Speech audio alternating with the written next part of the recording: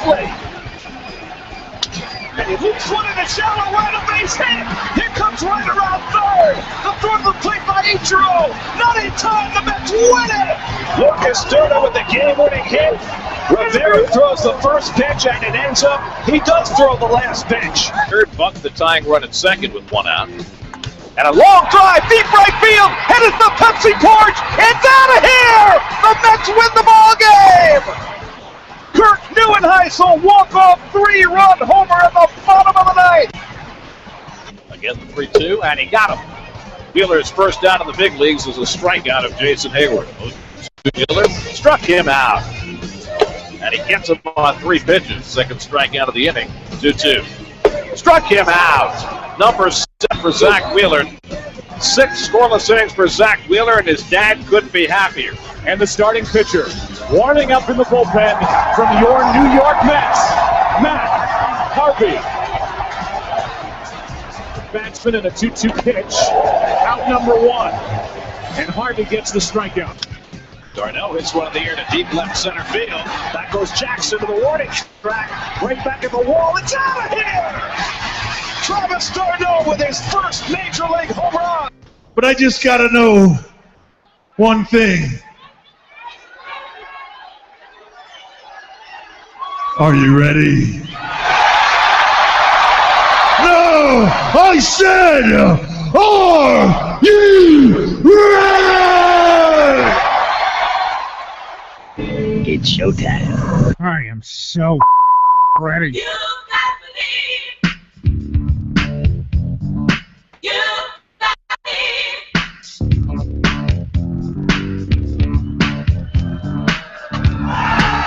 Read all about it. Mets Davis to win the pennant, first time in 15 years. Yes, that would be fun, wouldn't it? Yes, hello, ladies and gentlemen, and welcome to We Believe. This is our second episode.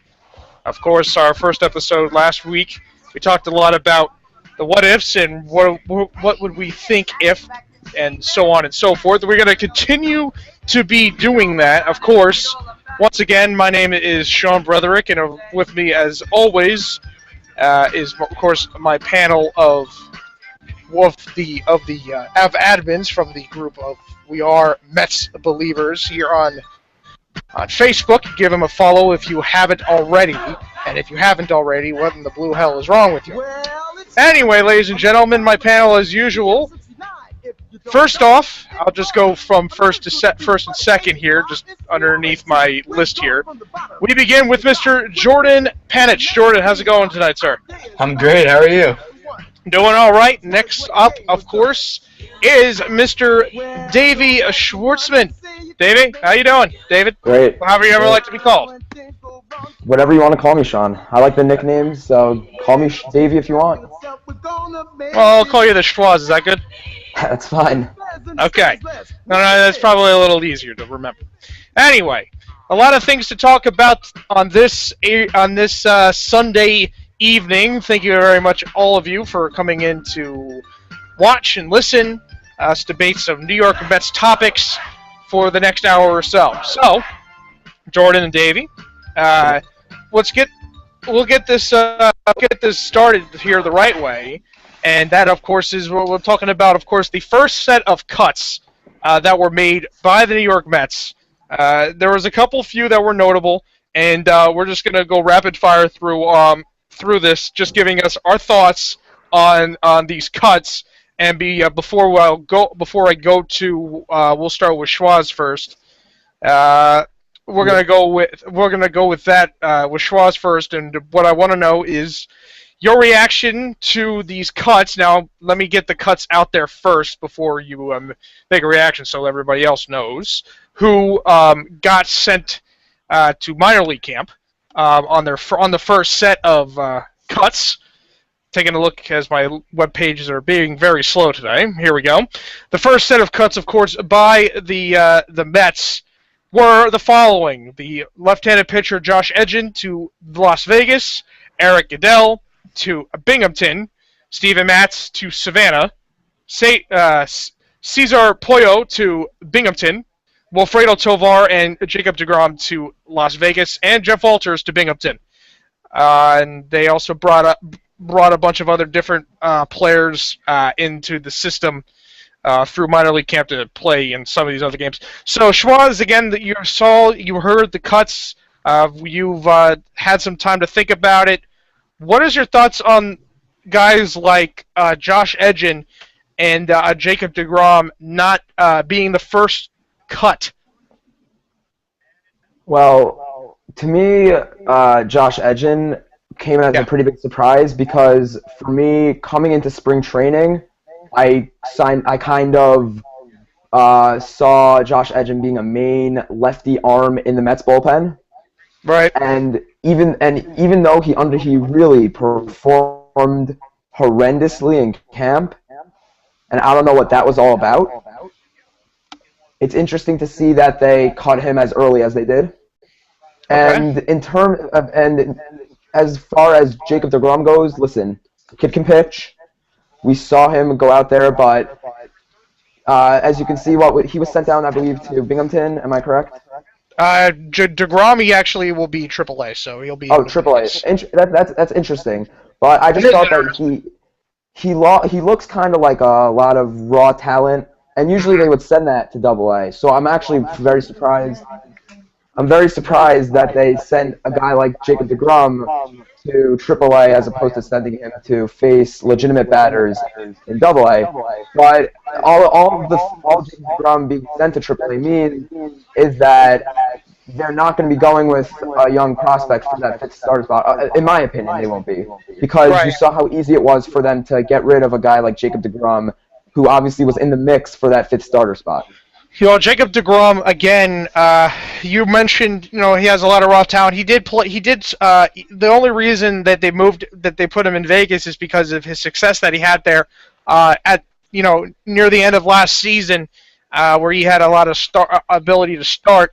It'll be interesting to see how long he's going to start how long he'll be in Vegas before he gets an eventual call-up. Because if you're going to be able to pitch successfully in Las Vegas, that's impressive. Because you've seen even some of the better pitchers, Bartolo Colon, Henry Mejia, and Rafael Montero has struggled playing in the couple Las Vegas games that we've seen, which just better supports the fact that, well, if you're going to have good Mets pitching prospects, they should be in bingo. While the hitters, you could definitely put them in. You could definitely put them in Vegas. Jordan, again, your thoughts on the cuts, and then we'll move on to our next topic. All right, thanks. Yeah, nothing really surprised me that much. I mean, Jacob deGrom obviously was pitching very well. I never saw him as a real candidate for the fifth starter spot because you had the veterans in Lannon and Daisuke, Mejia and Montero. I think they wanted to give deGrom a little more time, maybe bring him up definitely bring him up this year, probably in a bullpen spot. So that didn't really bother me, and I loved what I saw from him. As for Edgin, again, like David said, I mean, it seemed like he was going to get a good look at that second lefty spot, and he only pitched 3 innings to a 12 ERA. And the Mets were pretty much saying, there is no joking around at camp.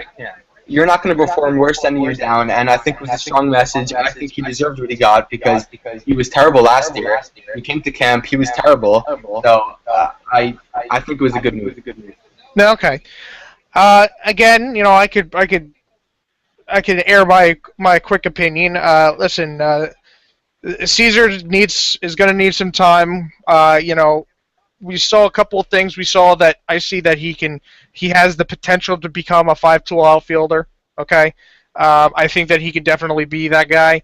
He still needs a little time, and also we need to see if he can still hit. I don't think that's going to be an issue. I think that he'll definitely make the jump to the major leagues before the All-Star break. That's my opinion. But Sean, how do you think the outfield will play out in the future if you think Cesar Puello is going to somehow get a starting spot in the Mets outfield? Well, you never know. You never know what'll happen. An injury here, an injury there. You never know. Somebody needs to get sent. No, somebody wants to get sent down, or maybe a trade happens. You never know You never know. But do you think he's going to turn into a starting? All I'm saying is, do you think he's going to turn into a starting outfielder for the Mets? That's what That's looking like what he should be projected to be. Yes. I think he will eventually. I really don't know if it's going to be this year. If he was that close, I think they would have sent him to AAA. Especially, Especially and because also, there's all this talk about they have 4 outfielders, and there's competition. If one goes down, I don't know if he's the one they call immediately. I think they're going to be looking for Eric Young or Juan Lagares, whichever one doesn't make the starting outfielder, to fill in that spot. I think they're going to give Coelho a full year in the minors, recovering after coming back from the suspension last season. They're going to see what he can do. I think 2015 is when we're going to see him with the big league club. Okay. Now, here we go. There's the big question. We have seen the numbers. He's 10 for 32, which is good enough for a 313 batting average. He's got a homer. He's got a few doubles. He's got some RBIs in 13 games that he's played at first and third base. The big question is we've seen it already, where the whole idea that there is a battle at first base between two guys that have literally just looking at it have played a total of 5 games combined. Okay? The fact that there is a competition between two guys who haven't barely played, do the Mets give a chance to a guy that has been playing a consistent first base, giving him decent at bats, a guy who will get hits. He's already got 10. He's tied for second on the team with the most hits next with Chris Young, and 2 behind Den Decker. Okay. The big question is, does the man I'm alluding to by the name of Josh Satin, does the Mets give him a legitimate chance to be the opening day first baseman, or is he just absolutely penned in from the start to be a role player and a guy coming off the bench? We'll start with Jordan this time. Yeah, wow, it's a very interesting question. Everybody was looking forward to Davis versus Duda, and Satin was the guy behind the scenes, and he's really stepped up. I really like Josh Satin. He's always been a hitter. In 640 games in the minor leagues, he has a career 303 average. He's not a huge home run hitter. He has 60 career minor league home runs. But if he's going to hit, and Davis and Duda are both injured, I think he's going to get the job. I think he deserves it. He's working hard. He can play defense. Even if Davis and Duda come back within the next week, personally, if unless one of those two comes out and does a tremendous job to finish off spring training, Josh Satin is in his first job.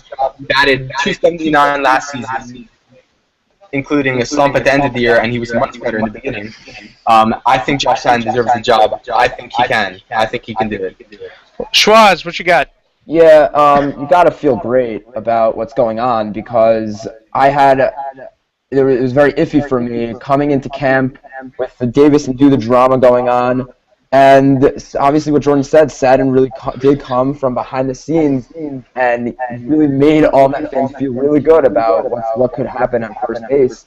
And I think that the Mets really have to give Josh Satin a legitimate shot at starting at first base. That doesn't mean I think that they will, because I think that Terry Collins likes to avoid controversy as much as he could and likes to avoid the risks. So do I think it's going to happen? No. But obviously he deserves it, because obviously Duda and Davis aren't doing much while being injured. They're not making progress whatsoever. Sean, you said that they've played a combined 5 games. I think that's pathetic. I think that those are major leaguers. Those are kind of like a bunch of wusses to me. Yeah, and again, Josh Satin has been always just so consistent. His thing was that he just wasn't able to hit righties. If you give him enough at bats, he can definitely try to key in on it, and definitely try to hit righties a little with a little more consistency, and that's what we can hope. That's what we can hope for, and that's for sure. The next topic that we have here And again, before I get to it, of course, if you want to get your word heard, you want to hear your question asked to this panel here, of course, you can always post it right on the page. Your fan question will every once in a while we will try to put it up on this big board here. And the question, and this wasn't a fan one. We don't have one this week, but we will probably have one next week. But the question is this: as we know that we go from the first base issue to the shortstop issue, that's been the hot topic as well. Would you, if it was for the right piece, would you go for a guy? We were talking about Nick Franklin, obviously last week. Would you? And we'll start with Schwaz here.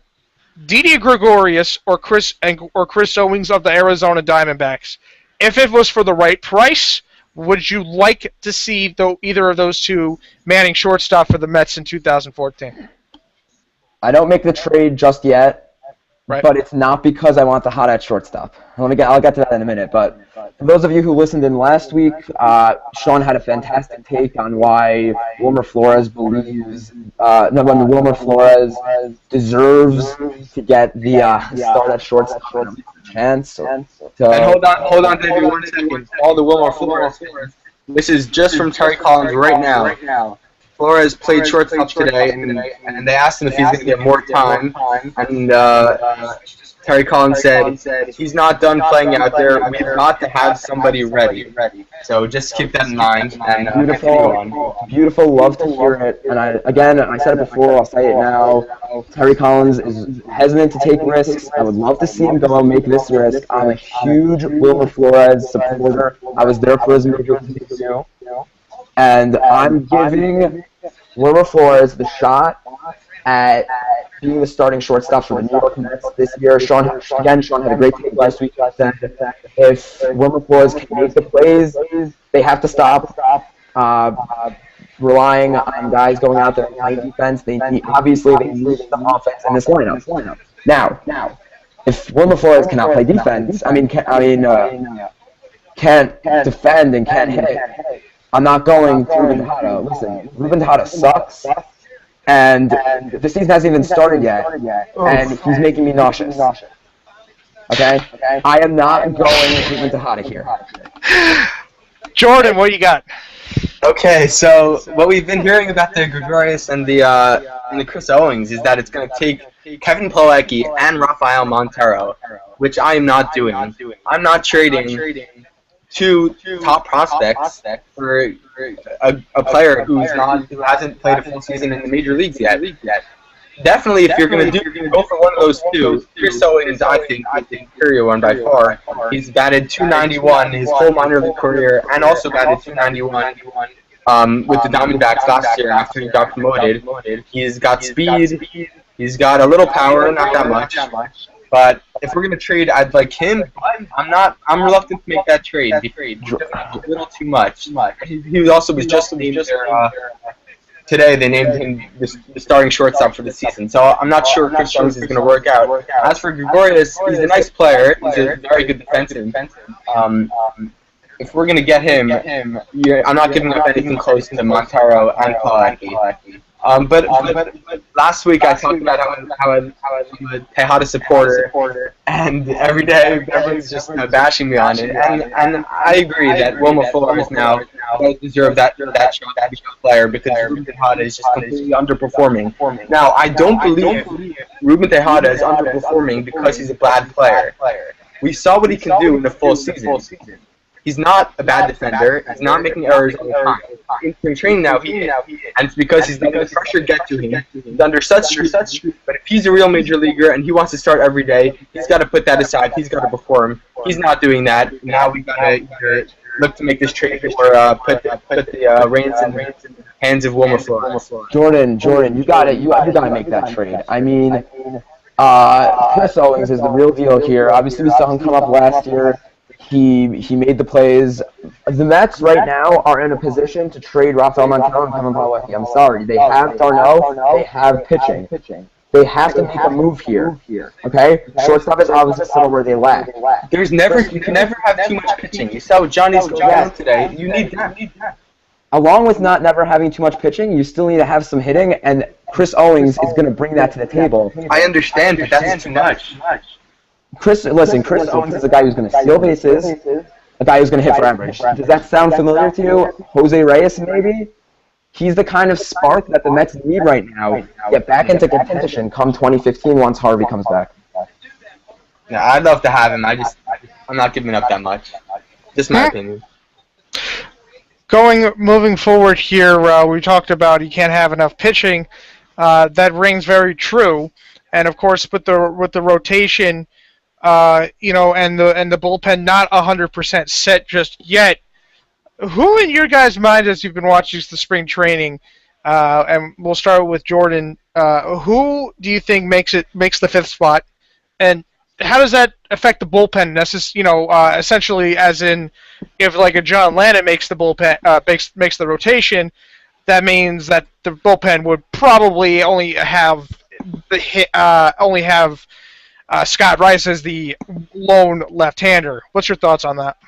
So right now what I think is going to happen, unfortunately, I think John Lannon is going to get the fifth starter spot. He's been pitching well, but the reason I say unfortunately because two reasons. One, the Mets desperately needed a second left-hander. You saw what happened the past 2 years with one left-hander. Last year, Scott Rice, he's great, but they overused him, and that is how injuries happen. Tim Burdick, 2 years ago, he was solid, but what happened? He got injured, had surgery, and look what happens. If you want to develop a strong bullpen that can be around for a year, two, many years, part of the future, you need two lefties, and you need to balance that out. You can't have all the pressure on one guy. So I think John Lannon needs to be in the bullpen. Okay. And Henry Mejia has a lot of potential. He was a top prospect. People forget that. He was also in the same category as well, not as high as Matt Harvey, Wheeler, and Syndergaard, but he was a top prospect. His ceiling is very high. We know he can be something great. We don't know.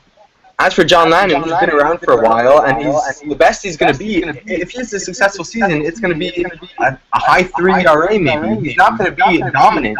Henry Mejia has the potential to be dominant. I think you've got to give him that chance and put Lannon in the bullpen.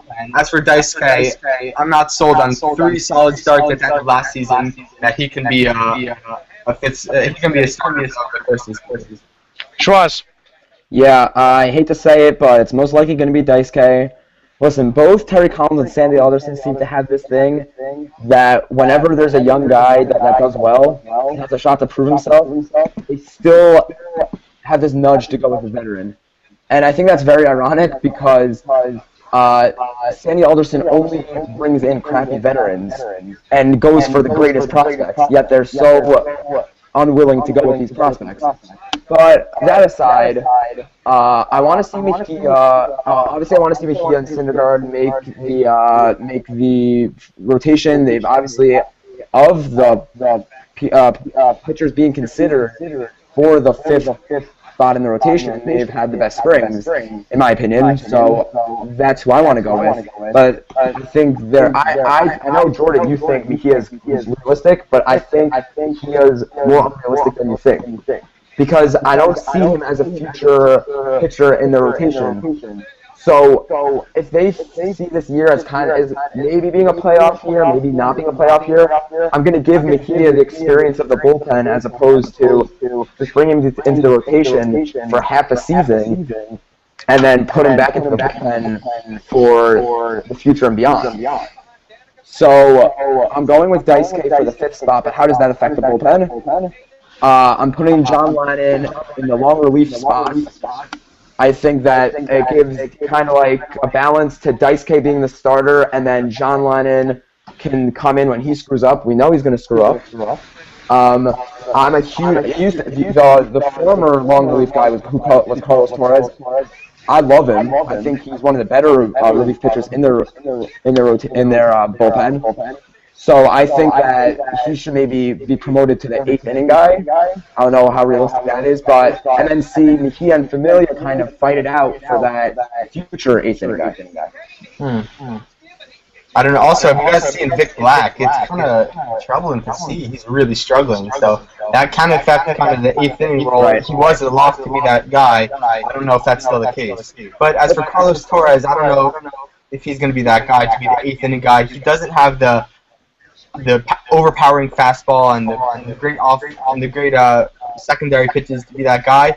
He's shown that he can start, and he's shown that he can pitch in spurts of long innings. So I think he's good for that long relief role. I don't think they can change anything with that. Yeah, and it's kind of as if they almost kind of anticipated John Neese to go down with an injury, because now they're just in the position to choose 2 of the 3 from Mejia, Lannon, and Daisuke, which in my opinion would probably wind up being Daisuke and Lannon, because I don't see in an ideal situation I'm going with Mejia in the rotation, because he would really only be there for half a season. That's a good point. Again, we got to see what the Mets want to do. You never know. There could be somebody that's in the minor leagues, a guy like Dana Eveland, who we saw pitch today, who could possibly make an interesting quote. Here's a comment coming in from the live broadcast. Satin should definitely start at first base against the lefties. I can recall the exact number, but I couldn't recall the exact number, but I think he put up 321 against lefties, against righties, and against the righties when healthy should start Ike Davis.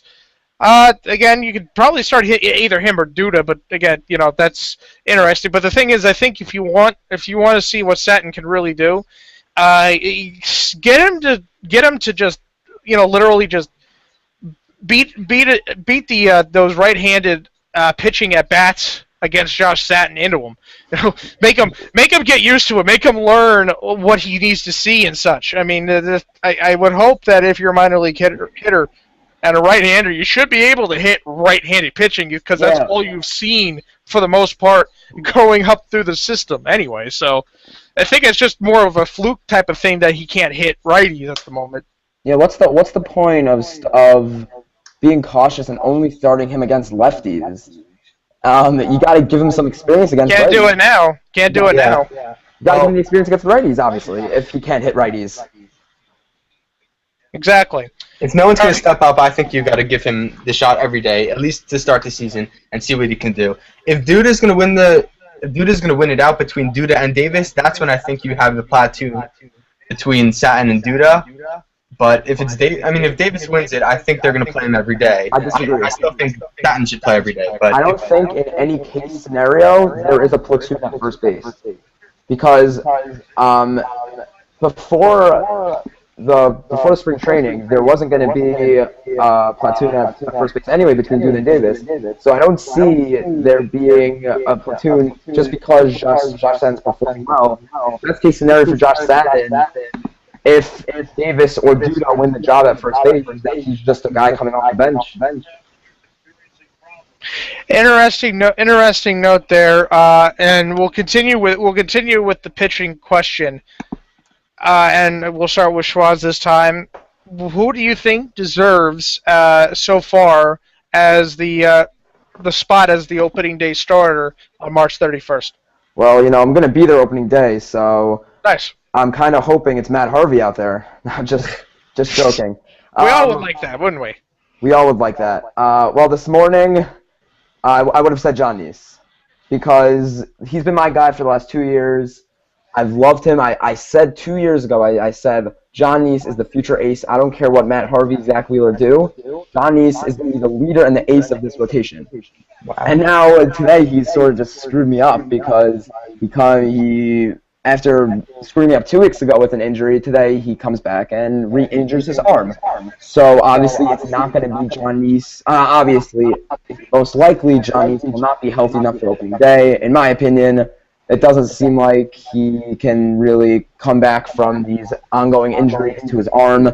They're saying it could be Tommy John surgery, which obviously we've been plagued with enough in the last year. But, I'm going to have to go with Dylan's view for this one. After Rocky's start last year, he finished the season with a 3.62 ERA. And he's the longest tenured Met in the rotation right now. And that kind of goes a long way for me. As you can see, the stats from last year for Dylan G up on your screen. He's the longest tenured Met, and that kind of goes a long way for me. I don't like the idea of Cologne being the opening day starter, especially with, like, he's had some lingering injuries as well, and he's just fat. And as I said last week with Syndergaard, in regards to Syndergaard making more than 20 starts, and how I said that last year Zach Wheeler didn't come up for the simple reason that Matt Harvey didn't come up the year before, and what ain't broken don't fix, or if it ain't broken, however the saying goes. So I'm not going to do the same thing in this case. I'm going to give Wheeler the number 2 or number 3 spot in the rotation and take any sort of pressure that would come with opening day start. I got to disagree on that one. Zach Wheeler has earned it. He's been phenomenal this spring. Everyone's excited about him. And here's the thing. If it wasn't for Matt Harvey, God forbid, if Matt Harvey never became this ace and was just like a middle rotation kind of guy, and Zach Wheeler still had him, he'd be starting opening day because he's the ace that we're trying to develop. Now Matt Harvey is down. Why doesn't Zach Wheeler get that role? He was great last year when he came up. I mean, he had a little struggle, but this year he's been great in spring training. He's going to be the most hyped pitcher to start the year on this team. Give Mets fans something to be excited about. I think he should start opening day. I'm gonna go with Jordan on this one. I'm echoing what you think. Listen, I think that there's a couple pitchers that have pitched this spring that deserve it. But I think that's just a product of the system of the rotation and the people that they have. John Neese, I wouldn't worry about all that much. I think he's just having some. I think he's just needs to. He's just being overly cautious with his arm. He wants to play. I think he'll be just fine. I don't know if he's going to be the opening day starter only because of all the issues that he has had as far as his arm is concerned. But I do think that Zach Wheeler deserves the spot. I think you have as Jordan said, you want to give fans something to look forward to. This kid deserves an opening day nod. After all, down the road, he is supposed to be your number 2 starter, right? Exactly. So why not just say, well, if Harvey was here, he'd be the number 1, and Wheeler would be the number 2. Even though number in rotation means absolutely nothing after a week, right. And then it does start to matter again when you get to the playoffs. But then, everything in between, it kind of goes on the wayside there. Yeah, Sean. I want to add on to that a little bit because I'm not saying that I don't want to see Zach Wheeler opening day. Don't get me wrong. No, I would think a lot of people would. You just think you're just going with what you think the Mets are actually going to do. Not just that, but I think all right. Matt Harvey last year, if I remember correctly, probably had an even better spring than Zach Wheeler is having right now. And just judging by what the Mets do and their tendencies, I don't think, nor do I necessarily kind of want, even though I just said I do, so I'm kind of confusing everybody here, but I'm undecided as to whether I want to risk Zach Wheeler being under pressure when I could just take the safe route and just start in the second game like they did with Matt Harvey last year. So I don't know, I can't really decide what Zach Wheeler legitimately should be starting opening day. I think it's much safer to go with Dylan G. Obviously, I want to see Zach Wheeler as many times as possible, but I don't really know. That's a very tough question, especially with Johnny Satin. It's a very tough question. Wait, I just have a point. Okay, all you Mets fans out there, how great would it be come March 31st to see Steven Strasburg face off versus Zach Wheeler on opening day? All you Mets fans out there, I'm about to say something as realistic as Zach Wheeler starting opening day. Okay? How much would you love to see Steven Strasburg facing off against Matt Harvey? That's how realistic it is for Zach Wheeler to be starting opening day. As realistic as it is for Matt Harvey to be starting opening day. Okay. Well, you never know. You have the opportunity to actually say Wheeler's better this time rather than Harvey. Okay. Exactly. Yeah. Imagine having that chance. That'd be a dream. That would be amazing. Just to have it happen again to Strasburg. And I'll throw this one in, and I'll let you guys talk about. There's a little extra one here. Yeah. What about Bartolo Colon? No. That's just a bad idea. Bartolo Colon is not going to be the starter come opening day. He's already performing very badly in spring. Now, don't get me wrong. You obviously have to overlook spring stats, but when it gets as bad as giving up 4 runs in a couple innings, that's bad. He had 2 starts. What? He had 2 starts. In both starts, I believe he gave up 4 runs. He gave up 3 runs in the game against Miami, where he was getting tired. In the game against Chicago, he was playing in Vegas. And that's a problem that major league pitcher is getting tired after an inning. Am I wrong? No. He doesn't even run with the team. He goes on a bike on the side. The rest of the team runs, and he's on a bike on the side. Don't get me wrong. When they originally signed Bartolo Colon, I was in love with him. But after seeing what goes into Bartolo Colon and what's necessary for Bartolo Colon to be a starting pitcher, I'm not loving it anymore. Because I like excitement. I think there's a better chance, and I'd much rather see Zach Wheeler start opening day, as you guys all want, than see Bartolo Colon. I don't know that you can say, based on what you've seen so far, all that really matters is if he's going to produce. Last year, he sure produced. He was the ace for the A's. He was 4th in AL Cy Young voting. Personally, he was my choice for opening day starter before he's been terrible, and Zach Wheeler's been doing amazing. But I think he should be number 2, number 3, but I think he's going to be solid in the rotation. I don't care what it takes for him to be a pitcher. I really don't. He's 41. I know he has some needs than other young guys wouldn't have. But if he's going to produce, he's going to be a solid pitcher. I'm happy to have him. Right. No, I definitely see that. And he's going to be great for them, don't get me wrong. And I really have a lot of faith in the bullpen, at least numbers 1 through 4 in the bullpen.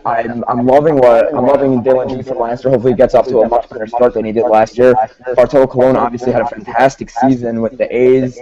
Hopefully John Neese is okay. As Sean said, it could be something small, but you really never know when it comes to injury. Matt Harvey was saying the same thing, that it was just a little something, and look what happened. He needs Tommy John. And I would love to see Henry Mejia in the rotation, even though before I said that it's unrealistic for them. I still would love to see him pitch, and don't get me wrong. If there's one thing that I love to see young arms. Yeah.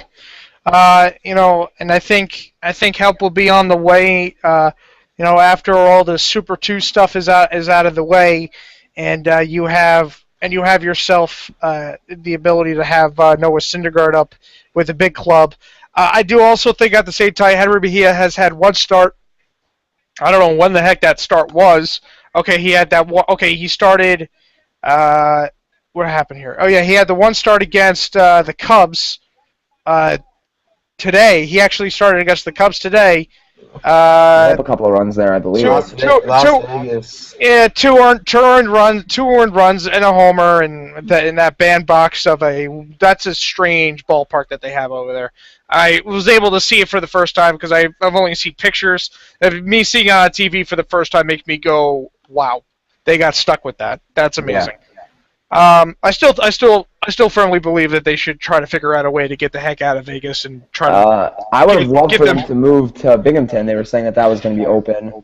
Not Binghamton. Now I'm blanking where it was, but they were going to move somewhere in New York. I love the idea of having a team in New York. I loved having the team in Buffalo because it means anytime you want to call up somebody right before a game and they're getting there faster than they would in Vegas. My opinion on it was that they should have just purchased the rights of the Long Island Ducks, make that their low A New York Penn League's freaking team, and then just let Brooklyn Cyclones be their AAA, and that way they're all right there. Yeah, that would have been great. I don't know. It's just like can you not have your freaking AAA team like 1,000 miles away? It's kind of annoying. I love Buffalo. Loved it. Anyway, moving on here, we're gonna do a little over/under. All right. As for those who saw our first show, we just pick a number and then we debate do we think it's over or under. Let's go with EY Eric Young Jr., who was probably projected to be the fourth outfielder by some, maybe the starting left fielder by some. Regardless of fact, the over-under is for his steals is 40. Jordan, we'll begin with you. I'm going to say over, and I also believe he's not going to be starting. I think he's going to be the fourth outfielder. Okay. You saw last year, when he came in halfway through the year, how fast of a rate he stole 40 bases. He only had, I don't know the number, I think it was like 12 with the Rockies, and he came in and he stole a ridiculous amount in such a short amount of time. And I think even though he's the fourth outfielder, and people are starting to undermine that role, it's a really important role because it's very rare you get three players that play that first season. So Eric Young Jr. can be that guy that fills in whoever's out, gives Curtis Granderson, Chris Young, Juan Lagares the occasional day off. He comes in late in games as a pinch runner. His role is going to be stealing. I think it doesn't matter if he starts or if he doesn't start. I think 40 steals is very realistic for him. By the way, before Schwaz goes, 46 was the number last season. Schwaz, go. Well, I agree with Jordan on the fact that he's not starting. My starting outfield projection right now is the classic one: Lagares in center, Granderson in right, and Chris Young in left. Now, but the question that Jordan asked as well is, what type of opportunities will Eric Young Jr. see coming off the bench? And if you think about it, the most opportunities he's really going to be getting is just going to be pinch running opportunities. So the question is, can enough pinch run opportunities come up for him to match the 40 from last year? And I just don't think that's going to happen, especially when you have, it seems like you have a lot of pitchers that can go late in games, and I don't see as many pinch run opportunities as people may think. He'll get starts here and there, don't get me wrong, and obviously Terry Collins has alluded to the fact that Juan Lagares is by no means starting every single game this season, and obviously you have to take consideration that he's going to have, there are going to be injuries amongst the three prime outfielders for the Mets.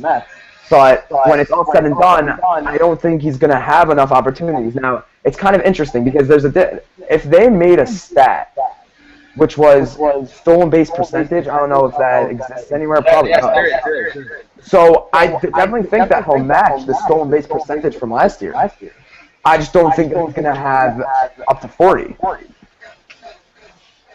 I'm gonna go with.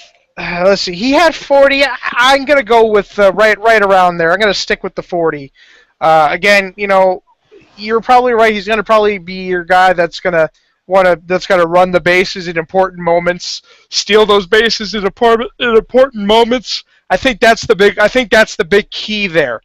And I think you'll see him. You won't see him too much at the dish. I don't think you're going to see him whatever it takes for him to use his legs, because he's much more known for he's much better with his legs, in my opinion, than his bat. Interestingly, his on base percentage last year was awful for a guy that led the league in stolen bases. Right. And again, you have I think 40 is the right number at the end of the day. So we'll with this last one, and maybe I'll add one extra question here that I actually kind of wanted to find out. So I'll ask you two guys this because we have about 15 minutes here. So a guy, we talk about a lot of these players here. You talk about the catching. People have talked about Kevin Plawecki and what he could bring to the table. You talk about the guys that could be a chance to be the backup catcher. There's about 3 or 4 candidates for this spot. Who do you guys really quickly think deserves the spot to be behind Travis d'Arnaud, which honestly could be a very important hole to fill given d'Arnaud's health history? We'll start with Jordan here. Okay. I like Wrecker. He's not going to hit for average, but he's going to get you the power. He's got some power, and he has a nice arm. Mets fans seem to like him last year. I liked him. I don't think, I mean, bearing an injury, I don't think we need that big of a role because I'm a huge Darno fan. I think he's going to become a great player this year. So I think it's a good role for him. Eventually, he's not the long-term solution. I mean, you don't really need a solution for a backup catcher role, but Right. we'll see what happens with Bucky. We don't know if he's going to get traded or maybe eventually they're going to try to have both of them on the roster at the same time. I'm not sure how that'll work. But for this year, I think Record gets the spot. Schwartz? Yeah, very, very interesting question. I love the question. Now, I think it's really narrowed down to two guys, Teagarden and Wrecker. Both Major League experience. Both, I mean, actually, just Teagarden's having a pretty good spring. He looked. Right. Yeah, I think he had 2 hits today. Maybe actually, no, I think he had more than that. But I personally, I like to go with the guys that have been there, done that. I'm going to go with Wrecker for this one because we saw him last year be able to come off the bench. He knows the pitchers probably better than Teagarden knows the pitchers, and that's the kind of thing I look for in a backup catcher is someone who at least can come in and just catch a game. I don't necessarily need him to be able to come off the bench and hit. Right. So I would probably go with Wrecker here just because he's probably the most familiar with the pitching staff that the Mets are going to feature this year. Okay, I agree with that, and I think Teagarden could be a valuable asset in the minor leagues for those pitchers coming up. Veteran guy that's been around and knows a thing or two about the minor league system and how that whole thing works. Right. So, guys, if I can just add one more thing, I wouldn't be surprised if Teagarden and Wrecker wind up both on the, and they have 3 catchers on their 25-man roster.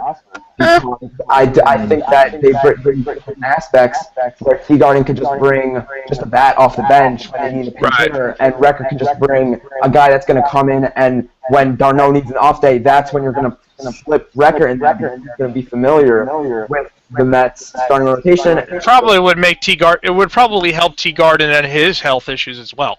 Right.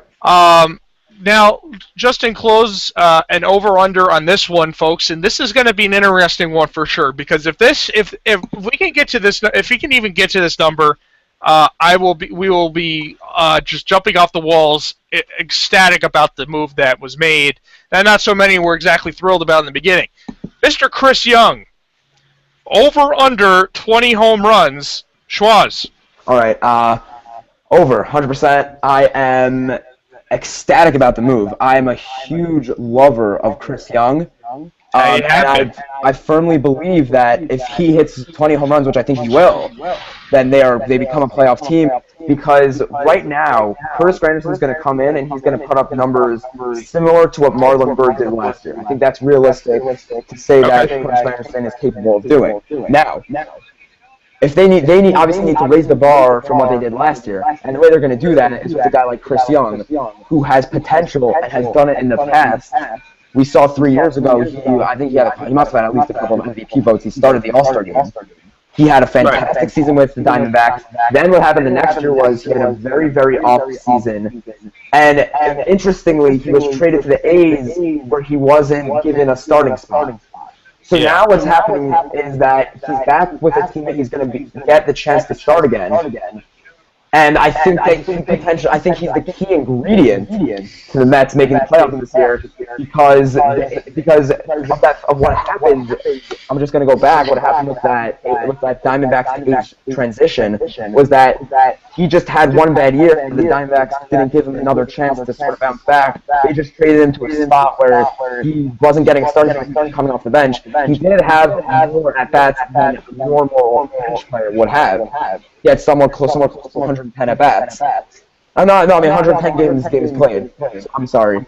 But no, I definitely think that Chris Young will hit over 20 home runs. Jordan. Interesting, yeah. I'm going to have to agree on that. And I'm going to put a comment that Alderson said after the move. He said, we think that with everyday starting time, Chris Young can return to his all-star form. When you look at his numbers, 2007, 32 home runs, 2008, 22 home runs, 2009, 15, 2010, 27, 2011, 20, and then 2012 and 2014, 2012 and He had 14 and 12. But again, last year he did not have the starting job, and we've seen he's hit 20 multiple times, and he's guaranteed the starting outfield spot. So I do think it's very it's a possibility, and I think he can do it, and I think he will. And as we said before, I'm excited to see what Chris Young can do, and I'm excited to see how that translates to the Mets as a whole, and then becoming a playoff team as a pretty big spot in the middle of the lineup. The thing that intrigues me the most about that move and Chris Young is just his backstory, and just going back to that. Being on in a starting role and a prime player and a prime ingredient to what the Diamondbacks brought 3 years ago. He had one off year. There are guys that have one off years that bounce back and are right back to form. But he had one off year and then went to the A's where he couldn't start anymore. And then he was considered like a PUP basically. They just picked him up.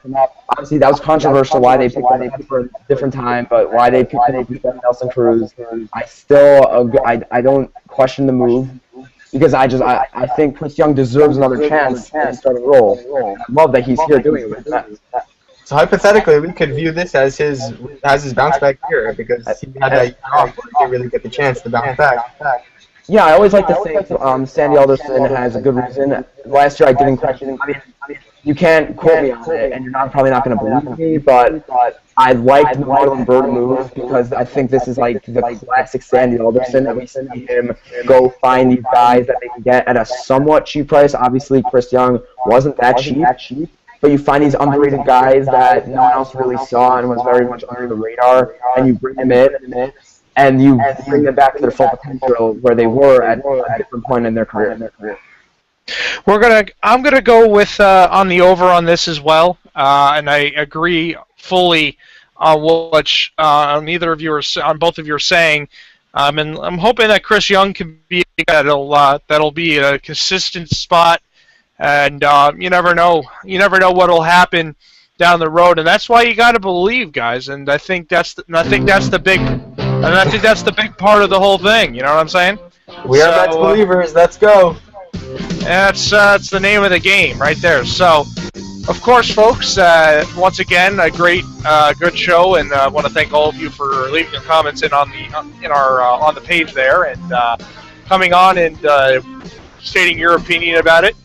And this is our second episode. Episode number 3 will be next week. I'm hoping. We'll have to see how it goes. If it won't be with me, it'll definitely be Jordan and Schwaz doing it. But hopefully the whole crew will be around. But again, we want to thank you all for watching and listening and being a part of the show as usual. Don't forget to put your questions in on the page, facebook.com, and search up We Are Mets Believers. And that, ladies and gentlemen, is the name of the game. You got to believe, and we believe, and we hope that you can too. So, for Schwaz, for Jordan Panich, I'm Sean Brother. Thank you all very much for watching, listening, wherever you may be. And you all have a good week, and try not to get too drunk tomorrow, huh? Take care, everybody. All right, stay classy. See y'all.